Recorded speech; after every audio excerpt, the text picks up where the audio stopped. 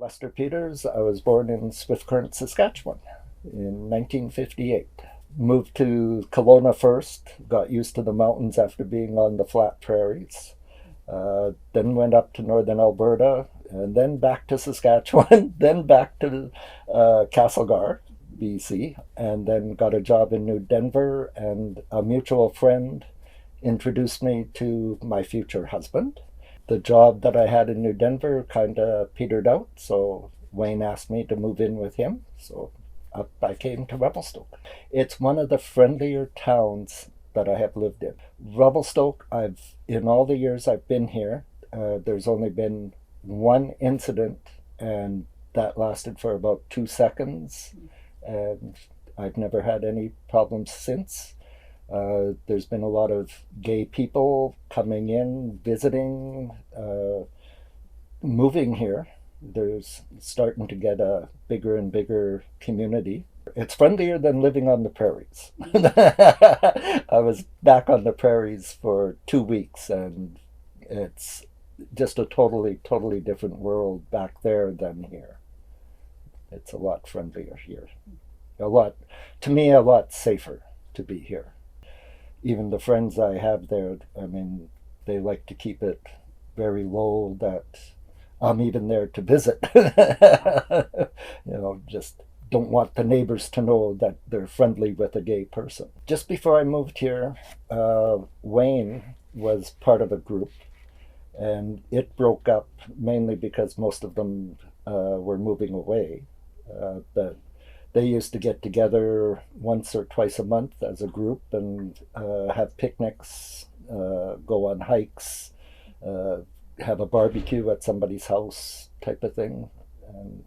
But after that, there was nothing until just a few years ago, and we started trying to get something together, and it took 2 or 3 years, but now there's quite a big group. Over the years, it's becoming a lot more in the open.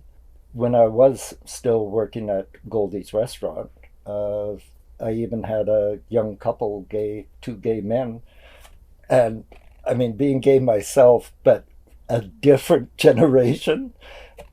When they were finished eating, they got up, they walked out of the restaurant, and they held hands walking down the street, which shocked me just because of the way I was raised. You don't show any affection in public. If you're gay, you're going to get beat up if you show it.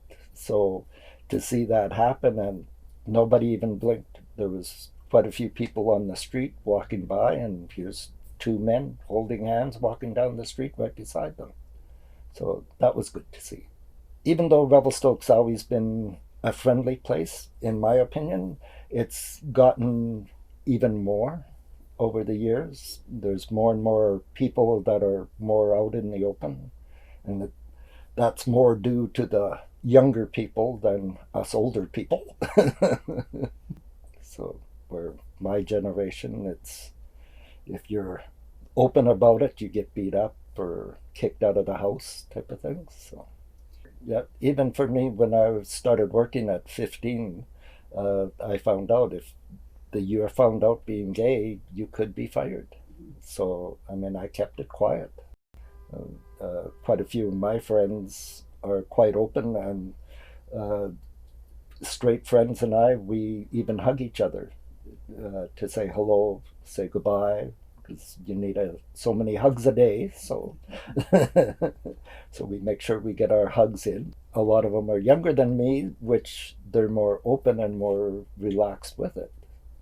There has been drag shows here in town, and I've been hearing that they've had good turnouts. Organizers and the ones who have participated in the events on social media have said that they want to come back just because they have been getting good turnouts here. Not mentioning any names, but there's a lot of teachers in the local schools here that are wanting to talk about it more, wanting to learn more about it, so that if it does come up in the school that one of their students have questions, they don't have to be worried about asking their teacher about it. My doctor, he's quite open about me asking questions for my sexual health. And if there's something that I'm trying to explain to him that I need something or what's wrong, if he doesn't know or hasn't heard about certain things, then he'll do research for me. It's getting better. Like, it was never bad. Like I say, for me anyway. I mean, I've only ever had the one bad thing happen, and that was shortly after moving here. And I've never had anything since. The library is trying more and more. I've noticed more and more that they're bringing in more books.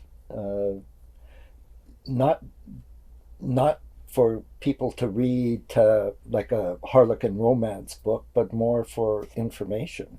Let's learn about it. Like, what can we do to make people more comfortable, type of thing. I've been seeing books like that. I mean, I was kicked out of the house twice for being gay.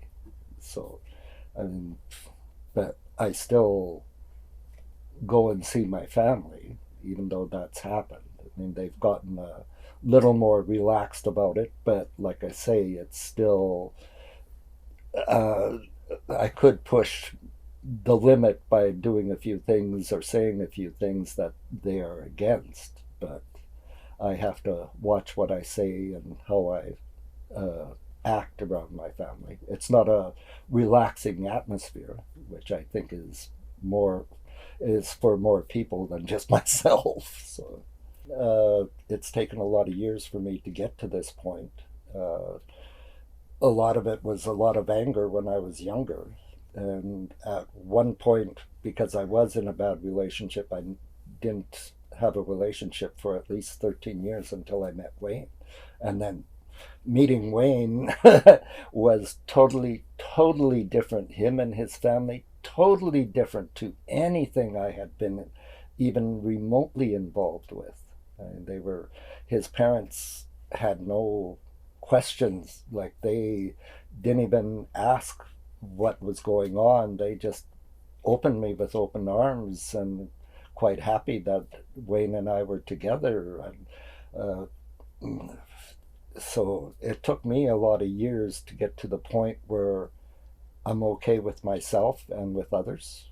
Wayne, my husband, was a big part of that. We were together for 21, 22 years, and he was a big part of bringing me down to earth and getting me to where I am. Because there's still quite a few people that will come up to me and tell me something that, one of Wayne's parties, or Wayne talked him into going into a hike in Diva Lake and how much fun they had.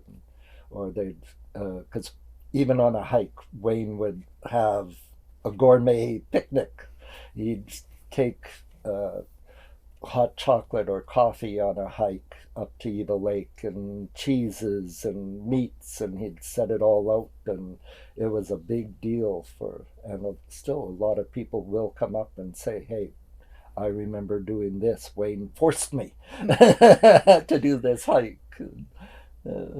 So we got married in 12, because we got married September of 2012, and then shortly after that we found out he had the cancer, and then he spent almost a year in the hospital of 2013, and then he got out, and 2 months later in 2014, January of 2014, he passed away. Lived together for 20 years, married for the one, and then he passed away.